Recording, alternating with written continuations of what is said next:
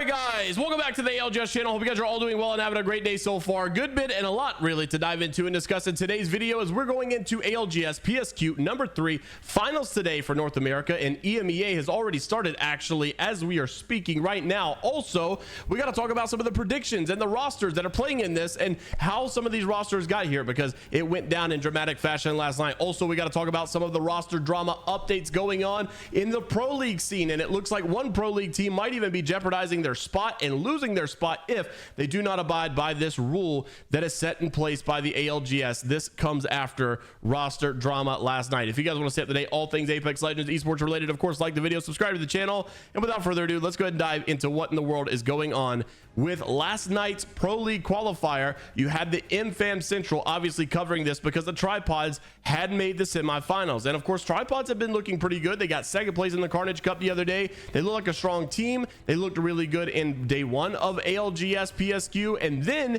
they go by through the skin of their teeth into the finals, and this was basically the scenario that happened. So Tripods go into the game in 12th place. They have to have a big game 6 or whatever it was, and basically they had a big game, and it came by way of a Nickmercs clutch. And I had also basically pointed out that basically they would have lost the tiebreaker as well. So if they would have tied with this team for 10th, because the boys actually had a first place victory and a lot more kills, I assume they had a bigger game, and it goes to whoever had the bigger game. And the boys would have had a bigger point game at some point in that 6-game series. So the boys actually would have won that tiebreaker. Tripods would have lost the tiebreaker, and it did not go down to that, thankfully, because Nick was able to make a really big play and a really big clutch. Roll the clip and take a look at the Imperial House CEO reaction to what Nickmercs was able to do with the Tripods. Roll the clip.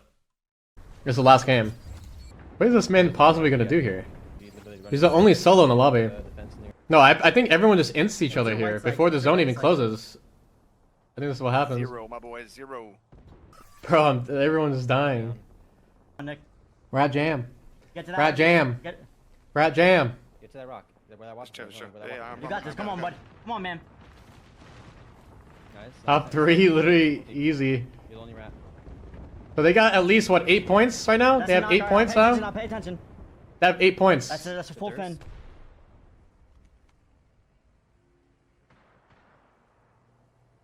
You're like barely not in. You're barely not in. I think that's the duo on the right. On your right. Oh, they're gonna get him. Don't shoot. Yeah. Alright, now just a fight. Fight. Second place. What's that? 10? That's 11 points. 11 points? That's probably enough. Oh my god. Did Nickmercs fucking do it? He fucking did it. He fucking did it. He hit it by 1 point. By 1 fucking point. Oh man. Honestly, in hindsight, like good hindsight, if he wasn't solo, they would have probably died earlier, I think. Because they would have not been ratting. The team above would have probably focused them and jumped down on them.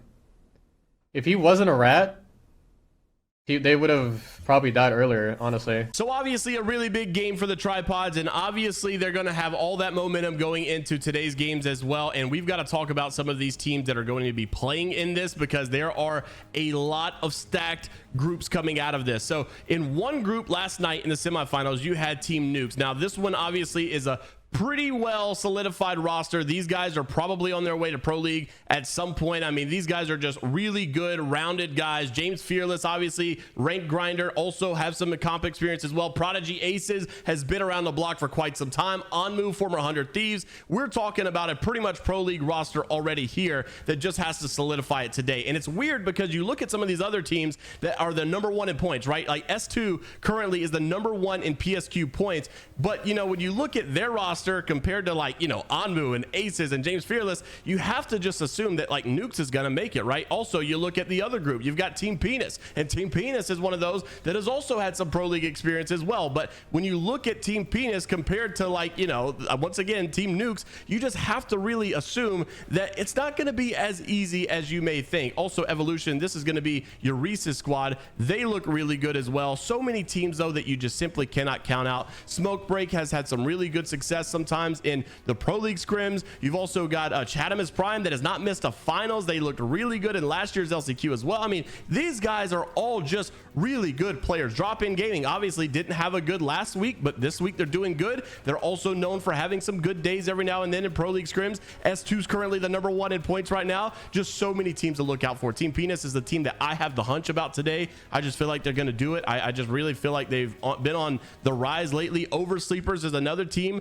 that has been on the rise lately. There's so many people you just can't count out. 9 Lives got second place in PSQ1. Everybody thought they were going to beat E8 on it. So it just, you really just don't know at this point. Tripods, obviously, you know, they're sneaking in as well. Maybe they make a run. Who knows? But it's going to be a good finals to say the least going down at the end of all of this. Also, the finals for the EMEA scene is going on as we speak. Game 1 is currently in session. A lot of teams really, unfortunately, the Shiv team with Mandy is not going to be in there today. Sad stuff to see. Also wanted to mention from this APAC South scene, Akuma is the team that won their Pro League qualifier. And what's weird is this team actually got round 1 in, day 1 in PSQ1 and PSQ2, and then they just show up PSQ3 and they win it all. So it just goes to show you that these PSQ lobbies are really, really difficult, man. They are tough to get through, and all the teams that make it this far, it's really a commendable thing, especially when you look at teams like S2 that have been consistently making it to the finals every time, also doing really well in the finals every time. Team Penis is another one of those as well. So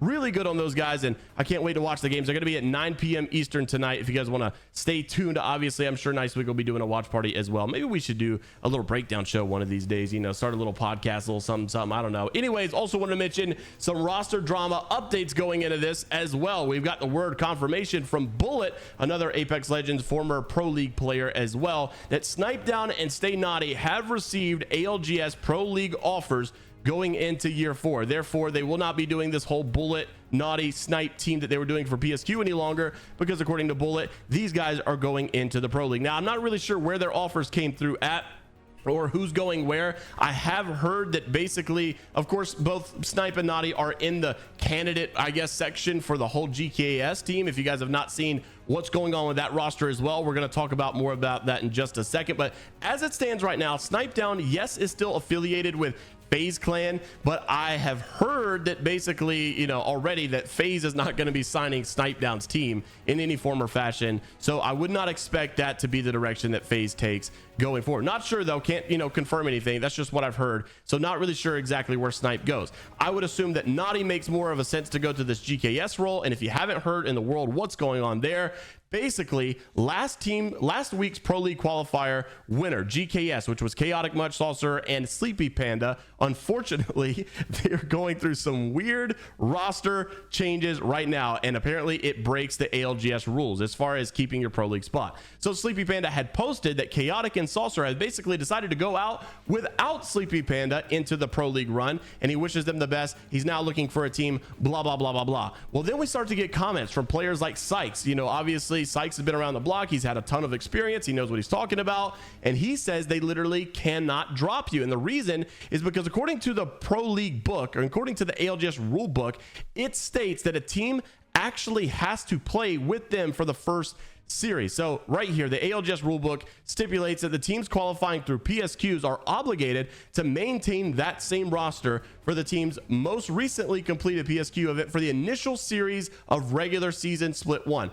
What is the initial series? I would imagine it's just week 1, but I'm not exactly sure. But this rule is obviously designed to ensure the stability and last minute sudden roster changes happening and stuff like this. So apparently this rule was designed so that people wouldn't qualify and then drop somebody and get out, whatever. And a lot of people were pretty aggravated that GKS decided to drop Sleepy Panda. Of course, Noko says, I've debated on commenting this, but yeah, you're being way too nice. You just qualified for Pro League, brother. That is huge. You deserve it. They want a new third. You should basically opt in to not play with them so that they forfeit their Pro League spot and have to go back through Pro League again, or qualifiers again, to see if they can do it again. Also, you had Madness saying that, you know, now that they've snaked you out of your spot, you need to just ditch them so that they get punished. Also, you had Drop from Optic Gaming saying the same thing as well, like, you know, this is just pathetic that this could even happen. You deserve that spot. So really unfortunate stuff to see from Sleepy Panda, and I really hate that this, you know, happened to him to begin with, because although he may be being nice or whatever, he did, you know, he didn't ask for this. Of course, I'm sure he just wanted to play with those boys that he qualified with and have no drama at all, but that's just simply not the way that it seems to be going. Now,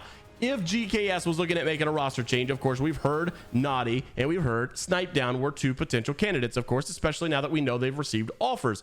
Well, if they're going to receive an offer in the Pro League, you've got to have some roster changes for the teams that are already there, of course. Now, there's one more roster that is a little bit less unknown, I guess, and that's the Sweet Dreams roster, because they have that opening spot of whoever Big Bandit is. But we would imagine, obviously, Big Bandit's neither one of these guys, because why in the world would they be playing PSQ? So that makes it more likely that Snip3down or Naughty were one of the people to possibly be joining GKS in this lineup, but obviously it's not necessarily 100% certain for sure. Without a doubt, we'll just have to see and wait, or I guess wait around to see who they decide to go with going into year 4, because they have to get rid of this rule first before they can make this change. And we'll see if Sleepy Panda decides to stay with them and stick it out, or if he decides to leave and basically grief their PSQ chances, and now they have to go through it again. Interested to see what you guys have to say down in the comment section below. Of course, like the video, subscribe to the channel if you want to stay up to date all things Apex Legends and esports related. And until the next time, I was going really fast there, and we'll see you all later, Gators.